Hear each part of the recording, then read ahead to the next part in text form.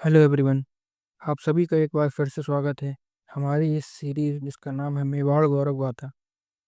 इसके अभी तक 8 वीडियो आ चुके हैं, यानी 8 पार्ट हो चुके हैं। और आखिरी 8वें पार्ट में आप सभी ने जाना कि हल्दी घाटी का जो भयानक युद्ध हुआ था उसमें क्या हुआ और किस तरह हल्दी घाटी युद्ध में महाराणा प्रताप की ही विजय हुई थी। इसका हमने विश्लेषण आपको दिया।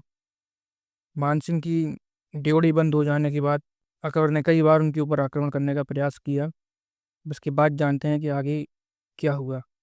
1576 ईस्वी के हल्दी घाटी युद्ध के पश्चात लगातार हुए 4 आक्रमणों से मेवाड़ का सैन्य बल कम हो गया था। ऐसे समय में महाराणा प्रताप जब चोलिया, जो कि ईडर गांव के पास है, वहां के चोलिया ग्राम में विराज रहे थे, तब मालवा को लूटकर बहुत सारा धन लेकर भामाशाह व उनके भाई ताराचंद आए। उन्होंने उस धन को, जो कि 25 लाख रुपए था, और 20,000 स्वर्ण अशरफियाँ, यानी 25 लाख रुपए और 20,000 सोने की मोहरें थीं, ये महाराणा प्रताप को समर्पित कर दिया। यह धन इतना था कि इससे 25,000 की सेना का 12 वर्ष तक निर्वाह हो सके। इतने अधिक धन के कारण महाराणा प्रताप की आर्थिक स्थिति अच्छी हो गई। उन्होंने धन के अभाव के कारण कभी भी अकबर की अधीनता स्वीकार करने के लिए पत्र नहीं लिखा, जैसे कि तत्कालीन ज़्यादातर राजाओं ने किया था। अब जानते हैं कि जो ये इतना सारा धन लेकर जो आए थे भामा साहब और उनके भाई ताराचंद, ये कौन थे। महाराणा प्रताप के अभिन्न मित्र भामाशाह, इनका जन्म 28 जून 1547 ईस्वी को चित्तौड़ में हुआ था। इनके पिता भारमल तथा माँ कर्पूर देवी थीं। इनका एक भाई ताराचंद था। पूरा परिवार मेवाड़ की सेवा में लगा हुआ था। इनके पिता भारमल महाराणा सांगा के समय रणथंभौर के किलेदार थे तथा सांगा की मृत्यु के बाद कूटनीति पूर्वक किले की रक्षा बाबर की सेना से की थी। भामाशाह व ताराचंद भी युद्ध कला में निष्णात थे, यानी युद्ध कला में पारंगत थे। हल्दी घाटी के युद्ध में भी उन्होंने अपनी कला के जौहर दिखाए थे। युद्ध के बाद मालवा को लूटकर अकूत धन संपदा लेकर आए और उसे महाराणा प्रताप को समर्पित किया। दिवेर के युद्ध में भी भामाशाह को सेनापति बनाया गया था। उन्होंने तथा उनके भाई ताराचंद ने महाराणा प्रताप व उनके पुत्र अमर सिंह के साथ मिलकर एक एक दिन में 5 थाने फतेह किए। इनकी दानवीरता, शूरवीरता तथा बुद्धिमत्ता के कारण ही प्रताप ने इन्हें चावंड में अपना प्रधानमंत्री नियुक्त किया। चावंड महाराणा प्रताप की अगली राजधानी होगी, जो कि आगे पता चलेगी। कुशलतापूर्वक सैन्य व वित्तीय प्रबंधन के कारण मेवाड़ अगले 25 वर्षों तक आत्मनिर्भर बना रह सका। महाराणा प्रताप की मृत्यु के बाद 11 जनवरी सन 1600 ईस्वी में भामाशाह का भी बीमारी के कारण उदयपुर में स्वर्गवास हो गया। उनकी समाधि महासतियां यानी आहाड़ में आज भी बनी हुई है। ऐसे श्रेष्ठ वीरों के कारण ही नव आदर्श प्रस्थापित हो सके। तो अब आगे जानते हैं कि जब भामाशाह ने यह धन समर्पित कर दिया तो उसके बाद एक और घटना आती है, उसके बारे में भी जानते हैं। एक दो घटनाएं ऐसी हैं जो कि बीच में, जिनके बारे में जानना जरूरी है। एक जो कि अमर सिंह के बारे में बताया जाता है कि कन्हैया लाल सेठिया की सुप्रसिद्ध कविता नानो सो अमरियो चीख पड़ियो, जिसमें कहा गया है कि हल्दी घाटी युद्ध के समय जब पहाड़ों में महाराणा प्रताप रहते थे, तो एक बार अमर सिंह छोटे थे तो उनके हाथ से कोई जंगली बिल्ली या जंगली जानवर रोटी छीन कर ले गया। वह उनके पास आखिरी रोटी ही बची थी और उसके बाद वह रोने लगे, डर के मारे चीख पड़ी। इस तरीके की जो कविता लिखी गई है, ये कपोल कल्पना पर आधारित प्रतीत होती है, जो कि केवल उनका दुख दर्शाने के लिए ही लिखी गई है। अब फैक्ट जानते हैं कि क्या है। क्योंकि अमर सिंह का जन्म 16 मार्च 1558 ईस्वी सन को हुआ था और हल्दी घाटी युद्ध के समय भी वह 18 साल के थे, तो उनके हाथ से बिल्ली कैसे रोटी ले जा सकती है। और यदि ले भी गई तो क्या वो चीखेंगे या रोएंगे। आज से 500 साल पहले 18 साल की उम्र का व्यक्ति युद्ध लड़ने के लायक हो जाता था, बल्कि युद्ध लड़ता ही था। किंतु सच यह है कि प्रताप ने इस पूरे पूरे कालखंड में अपने परिवार के साथ पहाड़ों पर स्थित गुफाओं में ही वास किया था। वे मेवाड़ की स्वतंत्रता की रक्षा के खातिर महलों की सुख सुविधाएं छोड़कर साधारण प्रजाजनों के जैसा जीवन व्यतीत करते थे। उनके इसी कष्ट सहिष्णु एवं सादगीपूर्ण जीवन आदर्श के कारण एक भी सैनिक उनसे कभी भी विमुख नहीं हुआ, बल्कि मेवाड़ वागड़ क्षेत्र का व्यक्ति व्यक्ति अपने संपूर्ण सामर्थ्य को सहेज कर महाराणा प्रताप के पीछे आ खड़ा हुआ। एक दूसरी छोटी सी घटना भी आती है कि, कि एक बार अकबर के दरबार में मेवाड़ से आए भाट ने अपनी केसरिया पगड़ी उतारकर बादशाह को सलाम किया। इस बेअदबी का कारण पूछने पर उन्होंने कहा, हुजूर, यह पगड़ी महाराणा प्रताप ने मेरे सिर पर रखी है। जब उनका सिर ही आपके समक्ष नहीं झुका तो उनके द्वारा पहनाई गई पगड़ी को कैसे झुकाता। इस पर अकबर बहुत क्रोधित हो गया और उस चारण को मरवा दिया। ये एक उदाहरण था ऊपर जो बताया गया उस पंक्ति का, कि एक एक व्यक्ति उनके पीछे आकर खड़ा हो गया। ये अपने मेवाड़ के स्वामी के प्रति वहाँ की जनता की स्वामी भक्ति थी। अब आगे जो घटना हुई वो जानते हैं, जो कि हल्दी घाटी युद्ध का दूसरा भाग कहा जाता है। ये उसकी पृष्ठभूमि थी। इसी समय अब्दुल रहीम खानखाना को 1581 ईस्वी में अकबर ने बड़ी सेना देकर प्रताप पर आक्रमण करने के लिए भेजा, किंतु शेरपुर में अमर सिंह ने खानखाना के आक्रमण करने से पहले ही उस पर आक्रमण कर उसे लूट लिया तथा उसके परिवार और पत्नी को गिरफ्तार कर गोगुंदा ले आए।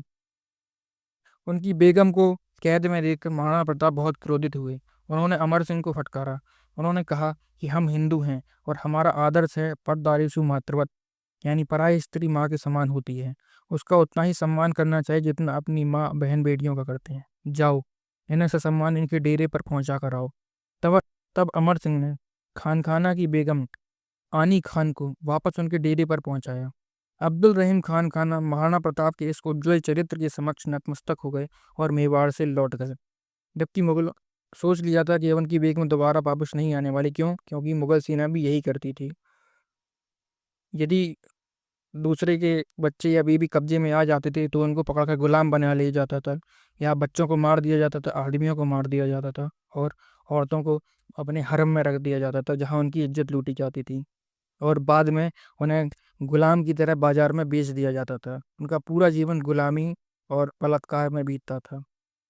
अकबर के बारे में भी यही कहा जाता है कि अकबर, जिसको अकबर महान कहा जाता है, वो मीना बाजार व नौरोजे के मेले में हिंदू नारियों की असमत लूटता था।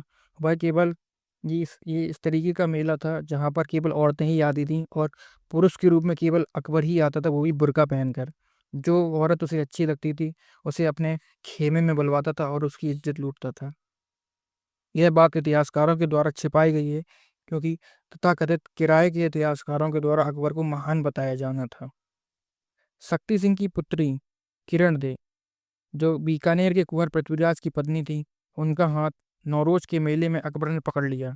इस पर क्रोधित होकर किरण दे ने अपनी कटार निकालकर अकबर को जमीन पर पटक दिया और उसकी छाती पर लात रखकर खड़ी हुई। इस प्रकार डर के मारे इस साहस को देखकर अकबर ने माँ माँ कहकर बार बार उनसे क्षमा मांगी, तब जाकर किरण दे ने उसे छोड़ा। यही अकबर का असली रूप है, और यह बहुत ही प्रसिद्ध घटना है जिसके बारे में स्वयं सभी इतिहासकार लिखा करते हैं। शक्ति सिंह महाराणा प्रताप के छोटे भाई थे, ये बात ध्यान रखिएगा। अब आता है अगला युद्ध, जो कि दिवेर युद्ध था। ये हल्दी घाटी युद्ध का एक तरीके से दूसरा पार्ट ही कहा जाता है। जैसे अंग्रेजों के समय में जो प्लासी का युद्ध हुआ और उसके बाद बक्सर का जो युद्ध हुआ, जिससे साफ जाहिर हो गया कि भारत पर या बंगाल पर कौन शासन करेगा। इसी तरीके से ये दूसरा पार्ट था जो कि युद्ध का, जहाँ युद्ध पूर्ण हुआ और ये साफ जाहिर हो गया कि महाराणा प्रताप ही मेवाड़ पर राज करेंगे। अब्दुल रहीम खानखाना के लौटने के बाद महाराणा प्रताप ने भामाशाह व अमर सिंह के सेनापतित्व में मुगलों के बड़े थाने दिवेर, जो कि देवगढ़ के पास है, वहां पर विजयादशमी के दिन 1582 ईस्वी में आक्रमण किया। वहां अकबर का चाचा सुल्तान खां मुख्तार था। बहलोल खां उसका सेनापति था। इस युद्ध में सुल्तान खां हाथी पर बैठकर आया था। एक साधारण सोलंकी सैनिक ने तलवार के एक ही वार से हाथी के पांव काटकर उसे नीचे गिरा दिया, और तब सुल्तान खां हाथी छोड़कर घोड़े पर सवार होकर लड़ने आया। अब उसका सामना महाराणा प्रताप के पुत्र कुंवर अमर सिंह से हो गया। कुंवर अमर सिंह ने भाले से प्रहार किया। इतना जोर का प्रहार उन्होंने किया था कि इतनी तीव्रता थी उस भाले की कि वह सुल्तान खां के सीने को पार करके जमीन में धंस गया। यानी वो भाला सुल्तान खां और जमीन दोनों को चिपका दिया उसने। बहुतों ने कोशिश की, लेकिन वह भाला जमीन से बाहर नहीं निकला और ना ही सुल्तान खान भाले की पकड़ से मुक्त हो पाया। अंत में सुल्तान खां द्वारा अमर सिंह के दर्शनों की इच्छा व्यक्त करने पर प्रताप स्वयं अमर सिंह के साथ वहां आए। अमर सिंह ने सुल्तान खां के सीने पर पैर रखकर भाला जमीन से बाहर निकाल दिया। पूरी युद्ध स्थल में कोई भी उस भाले को नहीं निकाल पाया था, और ना ही ऐसी वीरता और ऐसी तीव्रता कहीं देखने को मिली। सुल्तान खां के पानी मांगने पर प्रताप ने मानवीयता दिखाते हुए गंगा जल का कलश मंगवाया और उसे अपने हाथों से गंगा जल पिलाया। इसी युद्ध में सेनापति बहलोल खां का सामना होने पर महाराणा प्रताप ने तलवार के एक ही वार से उसे उसके घोड़े वज्रह बख्तर सहित काट डाला। महाराणा प्रताप के इस रौद्र रूप को देखकर सारी मुगल सेना कांप गई। यह वार इतना खतरनाक था कि बहलोल खां और उसके घोड़े के युद्ध स्थल में ही दो टुकड़े हो गए। जबकि बहलोल खान के बारे में कहा जाता है कि वह देखने में इतना विशालकाय था कि जब वह घोड़े पर बैठता था तो घोड़ा भी उसके आगे छोटा लगता था। और वह बहुत ही क्रूर सेनापति था, जो कि युद्ध में लूट के बाद वहां का धन तो लूट ही लेता था, लेकिन वहां की औरतों को भी, वहां जो औरतें पकड़ी जाती थी वो सारी की सारी उसके हरम में भेज दी जाती थी, जिसके बाद वह उन्हें गुलाम बनाकर बेच दिया करता था। यह भयानक युद्ध देखकर संपूर्ण सेना ने आत्मसमर्पण कर दिया, जबकि इससे पहले ही जो कि ज्यादातर सेना थी उसको महाराणा प्रताप और उनकी सेना ने काट दिया था।